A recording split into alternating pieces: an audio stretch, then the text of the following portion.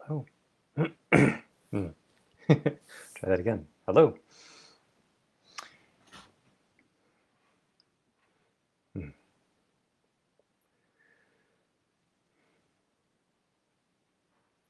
Yesterday, I watched a YouTube video. I was asking the question, what happens when uh, a narcissist and a deeply authentic person meet?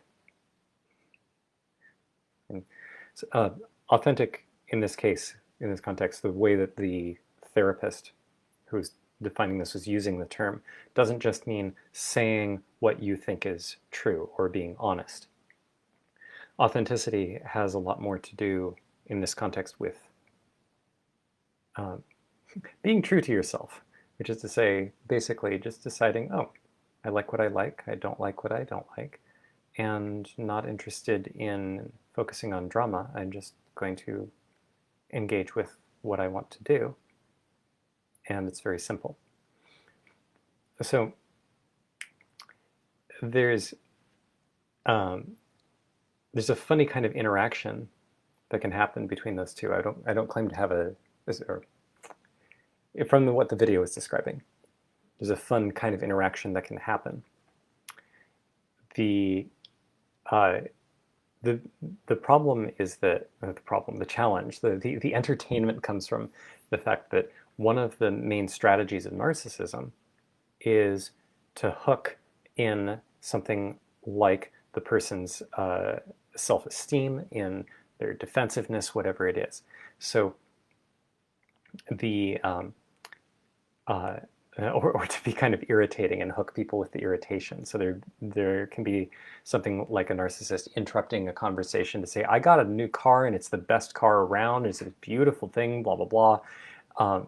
And an authentic person, like a lot of people react to that kind of hooking from the narcissist with a sense of, "This isn't about you. Shut up." Uh, like so they kind of sort of getting into the drama of it, and then the narcissist going, "Well, like someone certainly is upset," and like like that. This wasn't about you. So there can be this chink chink, this sort of digging, and it sort of gets people in their irritation. But somebody who's operating from authenticity, from deep owning what it is that they want, what it is that they're doing. Was that my? I thought I had the sound off. I did. Okay. I don't know what that ding was. Um, there's sort of this reaction of, oh, it sounds like a nice car, and then just going back to the previous conversation. So there's like seamlessness. There's nothing to hook on. The authentic person, when pushed to a certain point, um, will eventually go, oh, I think that it's time for me to head home. I've had a wonderful time here. Thank you so much. Yeah, I just want to go take care of myself, get some rest, and prepare for my day tomorrow. Right, so a very no fakery, just a very pleasant, supportive to the environment way of disengaging with the scene that the narcissist is trying to paint with the manipulative strategies.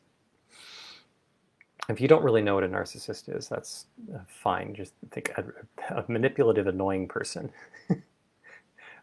It's a particular form of personality disorder in the context I'm talking about. So it can seem as though dealing with all of these complicated tricks, all these manipulations, these the things of, well, if you really loved me, then you'd stay. And that like you need strategies, you need attitudes, you need an orientation. But as far as I can tell, what actually cuts through all of it isn't a matter of understanding. It's a matter of tracking, what am I feeling? Am I willing to feel that? Be with the sensations in my heart. And to prefer to enjoy every moment.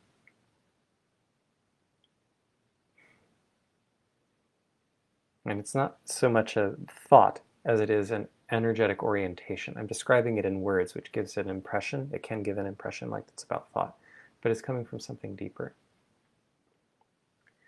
So I give this this snapshot, this type of scenario, because it sort of stands out for me in the background as there's a sort of simplicity that I touch on, I sort of come back to again and again. I actually started this whole video series by speaking to a version of this, that this is really wonderful. And I can, like, just experiencing, just being here, being alive, and being with the wonder of that. There's a very simple kind of choice. Something like,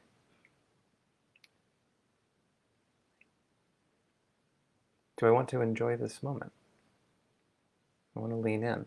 Or I can do a different thing. I think this is how I personally spend most of my time, which is some version of,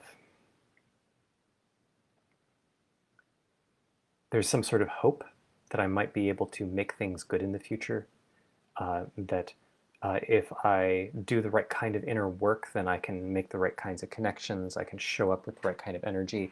And so I need to make sure that I'm showing up correctly, that I'm doing this work right. Oh, there I messed up. Oh, right, okay, there's it. And if you look at previous videos, you'll see a lot of this.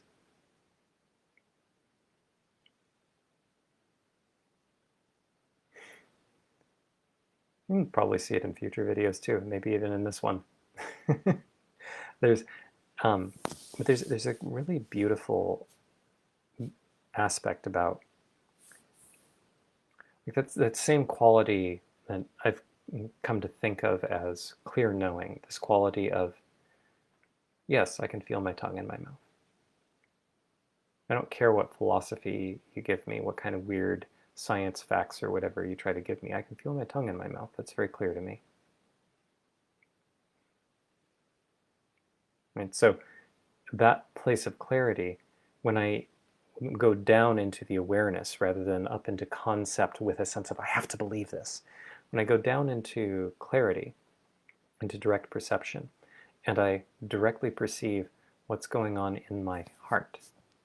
I mean that, like, right here, like right in the chest, like at the center of where I feel contractions or expansions with certain kinds of emotion. When I feel at my best and most connected to people, I have a kind of warmth and openness that occurs in the middle of my chest. When I feel scared or nervous, when I feel like, oh, did I mess up? There's a contraction that happens in my chest, right at the center. So if I bring my attention right here,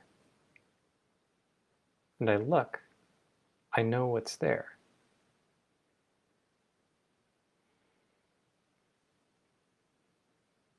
And I can choose to pay attention to what's going on here.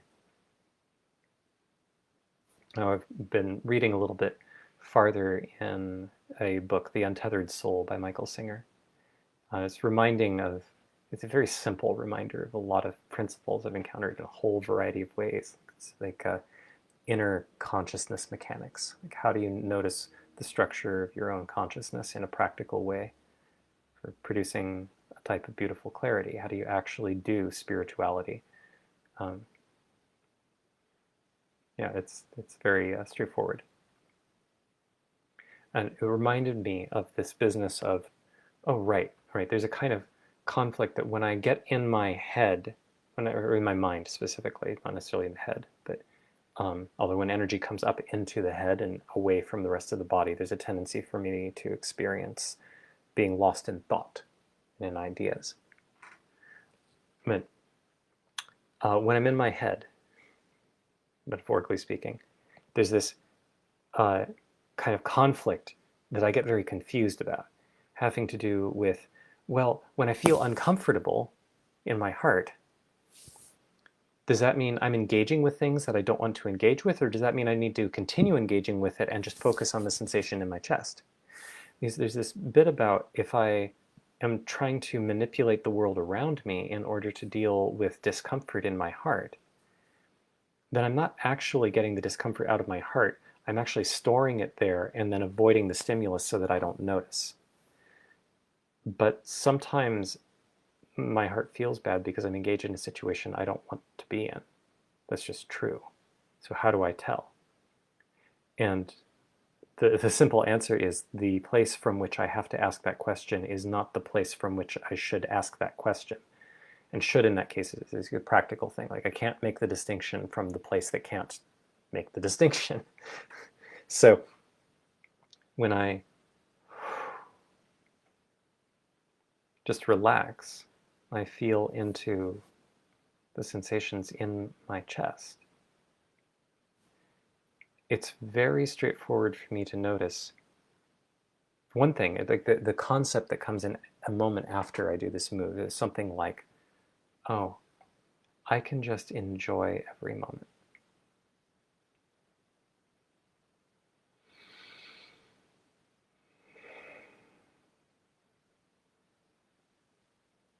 You know, the move itself is basically that choice to care for the quality of the heart, to care for that sensation. So what happens when a thought bubbles up?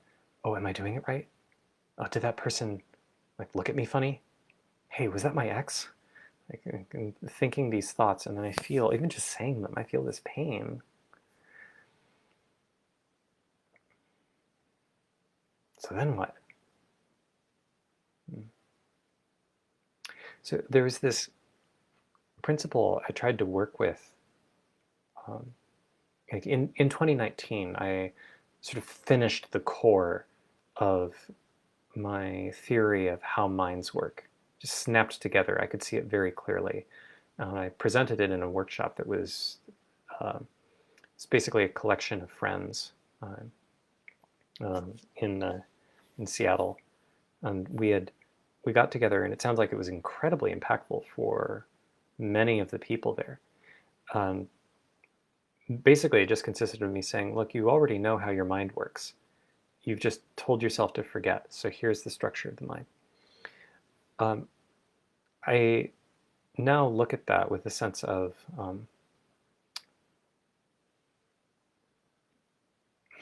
I was coming from a slight place of pain. Not entirely, but there was a piece that I wasn't tracking. And because of that, there was an element of complexity that got added. I think a much simpler way of saying what I was trying to say there is that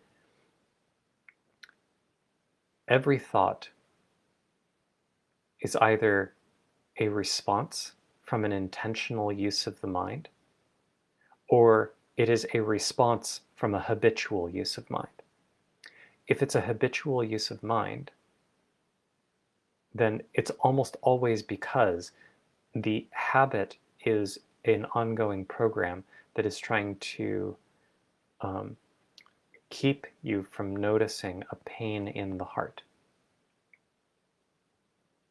So that means anytime your attention goes away from whatever you're trying to pay attention to, you can always just focus on what's going on in your heart and find the pain that produced that.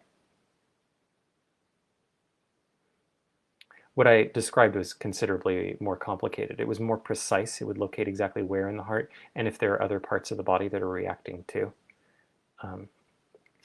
That many people found this extremely psychoactive, and one person found it psychologically very destabilizing. So I don't want to describe that in too much detail, because I don't want to cause harm. But there's this very simple movement of, well, I mean, that's the engineering tool. Like I can just direct my attention to what's going on in my heart, and then just stay with that. And notice my thoughts will generate all kinds of things because that's their job. These thoughts are a program whose job it is to distract me from that sensation. That's what I told it to do. But now I'm choosing to move that pain out of the heart, which means it has to move through consciousness. It has to move through experience. So it's unpleasant, and the mind will try to make it harder. But if I don't listen to the mind and I just go into the sensations, just like paying attention to, yes, I can feel my tongue in my mouth. Yeah, I can feel my heart.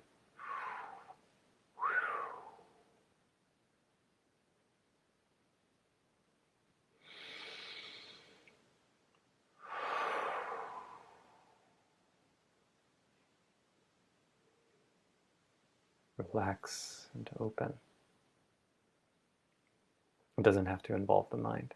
The mind can just be basically an alarm bell saying, there's an issue present. Oh, okay, there's an issue present. Thank you. And the issue is that aliens are coming and they're going to abduct you. And okay, thank you. There's an issue present. Where's the discomfort?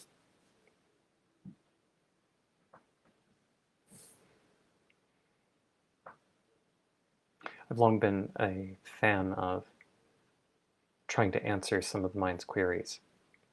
I still think that that's valuable, but I've come to recognize that answering those queries first, like giving the mind tools for pointing directly back out of mind into how to like hand control back to the user, I think is very valuable. But trying to answer things like, yeah, but what about the aliens? What about my debt thing? What about this, the problems with my girlfriend or boyfriend or whatever? Trying to answer those in order to justify looking in the heart doesn't address the fact that the reason those thoughts are coming about is to distract from the heart. Even if the content of the thoughts turns out to be accurate, the accuracy is a tool for distracting from truth. So noticing that and just going, oh, what if I just choose to love everything? What if I just really love life? I have all these reasons why that can't work. Okay, but that's the mind. Those are thoughts. I notice that when I think those thoughts, I didn't ask for them. They leaped up. Why? Oh, because if I'm really here in this present moment, there's a sensation in my heart that I told my mind at some point to distract me from. So this plays with the whole Malefica, the whole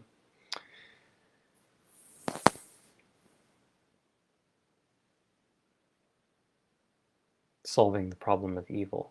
What does it mean to enjoy the present moment when the present moment has misery in it, or pain, some kind of thing I don't want? Well, if it's present, it's true. So I actually want to find a way to come into open-hearted acceptance of what is right now anyway.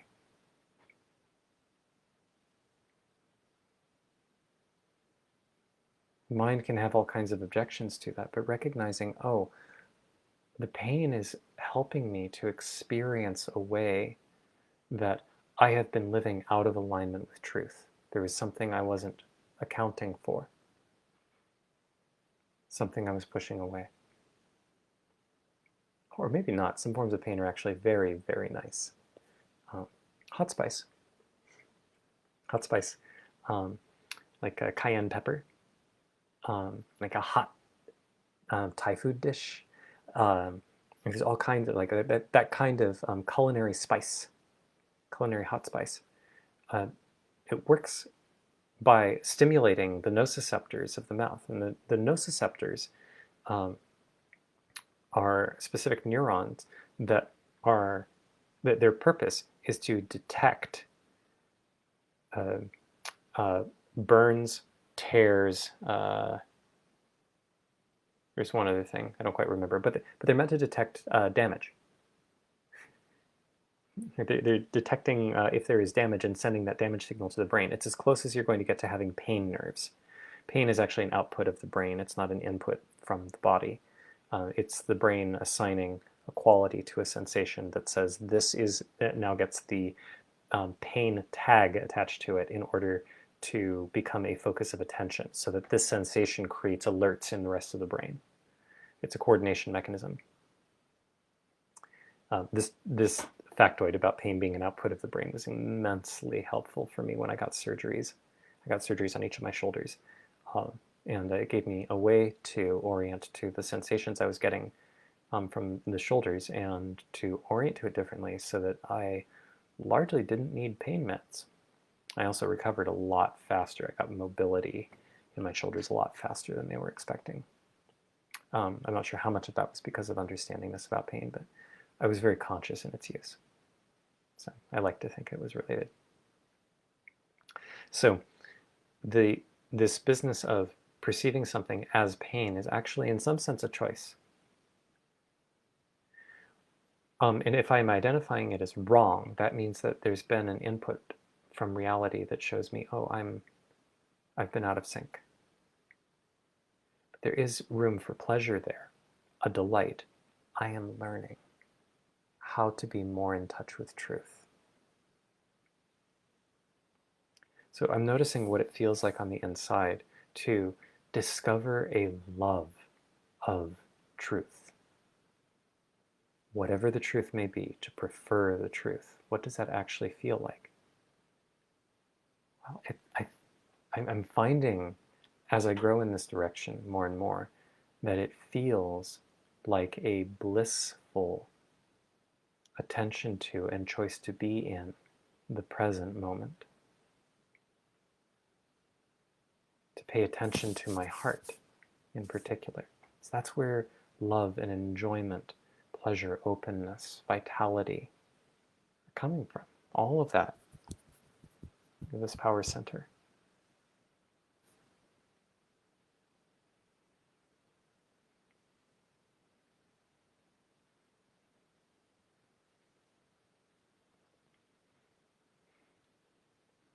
There's a trick here where you're thinking about, if I were talking to me of 10 years ago, how to convey this. I actually don't know. I would have had to work with me of 10 years ago to go, do you want to learn what I know? You don't have to, but if you want to, I'm happy to share with you, but I would need you to listen. Because if you don't listen, you won't be able to hear me. You won't be able to hear me. So, are you open to listening? And if I said yes, I actually don't know if I would have from 10 years ago. I think I would have wanted to, but I don't know if I could have. But if I could, then my request, my today self would say, okay, so can you just be still?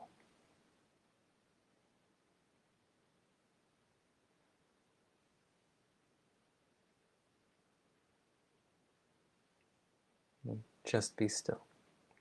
We'll take this slowly. Just notice this experience.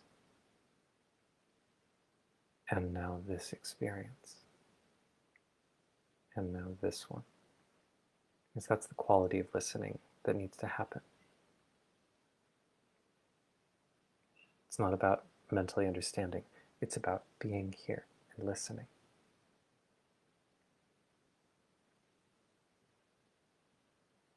So can you do that? And if I had been capable of, and I don't know, I still don't know. I had quite a lot of meditation under my belt at that time, but even then I was still very, very much in the mind. So I don't know. But if I had been able to, then what I would have wanted to walk myself through is notice what happens with the invitation to just enjoy now.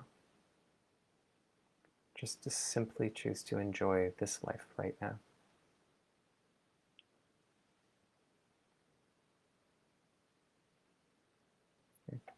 Notice the objections that rise up. Don't engage with them. You didn't ask for them.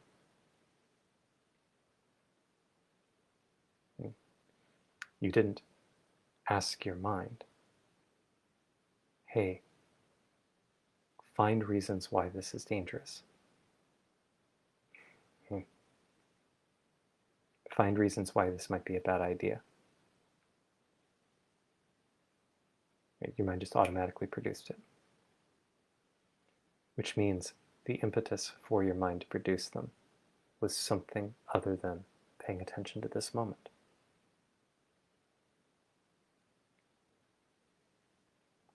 So don't try to answer the content of the thought.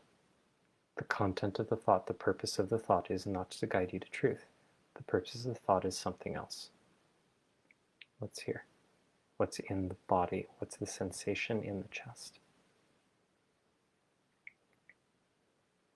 So the reason I don't know whether me of 10 years ago would have been able to listen is because, and I can even feel it in describing it here, there's an objection that the mind provides. Bam, bam, bam. It's very strong, very fast. Of, well, that's great, but what if the content is correct and this is just leading me down this weird hypnosis direction? The problem with that is that it is still listening to the mind instead of looking. This is like saying, well, what if it's dangerous for me to pay attention to my tongue and my mouth? Like, I don't want to do something that might be dangerous. Like, what if paying attention, like, there's all this stuff about how if you pay really close attention to how you walk, you can't walk very well. Like, people can actually get in their own ways. Like, you try to figure out exactly how you bike, you can forget how to bike. Like, what if I screw up how I'm able to talk? Like, if I lose my language abilities, that would be terrible. And the answer is, oh, that's a lot of thought. It's false. I get that you can't see it yet. To this hypothetical person who gives the objection about the tongue. You get that you can't see that yet. And that's okay. I don't need you to agree with me. I just want to invite you to notice you did not ask for these thoughts. They sort of stormed into your awareness, and then you started listening to them. Do you want to understand what I'm pointing at? If yes, set the thoughts aside. Feel the tongue. Right? This doesn't answer the thoughts, right? Because the thoughts have this issue of, well, what if focusing on the tongue is dangerous? But the issue is that the purpose of those thoughts is not to raise a sincere objection. It is to raise an objection that will successfully block the action. So trying to speak to the thoughts will get involved in a mental argument, and it never ends. In practice, I don't think anybody I have encountered runs into this specific issue, not with the tongue. But when it comes to something like, how about you just enjoy your life right now? You can get all kinds of objections that'll show up.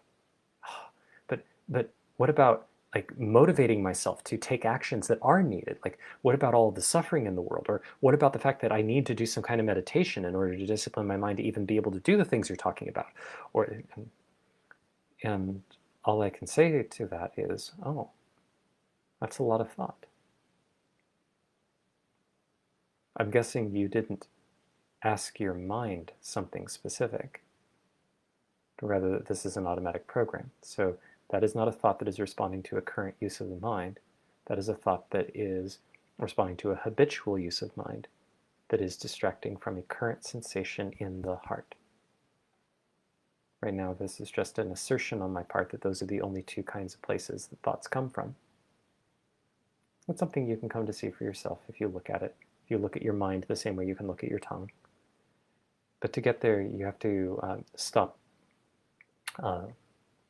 getting entranced by the mind. You have to be willing to look and see things, even when your mind says, no, no, no, no, no, don't look over there. There's nothing over here. In fact, it's dangerous. It's very dangerous to look over there. Okay, cool. You can think that, but I'm not going to abandon my heart. And I'm going to enjoy this. And it's very simple.